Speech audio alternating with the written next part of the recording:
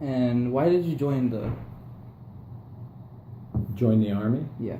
Didn't join the Army. In the 60s, they had what's called a draft. They have a draft now, but Congress does not institute the draft. Every student, when you turn 18 years old, have to sign up through the Selective Service Agency to be drafted in case time of war.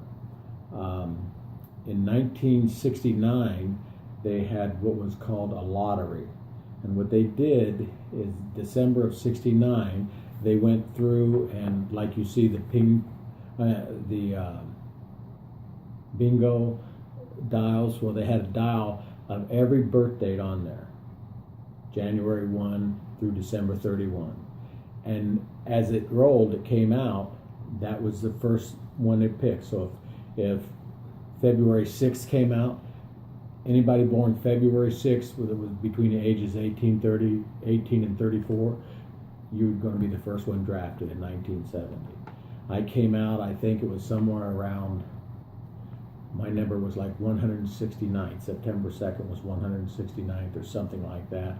And I got drafted June 8th, 1970, where I had no choice but to go into the service. And what was your position during the war? I was a combat infantry soldier. And why did you pick the service branch you joined?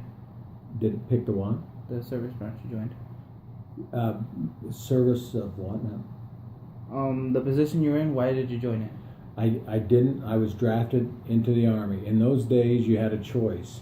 When you got drafted, you could either go and enlist in the Air Force, enlist in the Navy, enlist in Peace Corps, enlist in the Marines.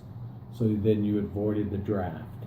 Or some people in the 60s went to Canada to avoid the draft. Some people became what's called conscientious observers, where they, religious reason, what have you, tried to get out of the draft. I just went, I was drafted.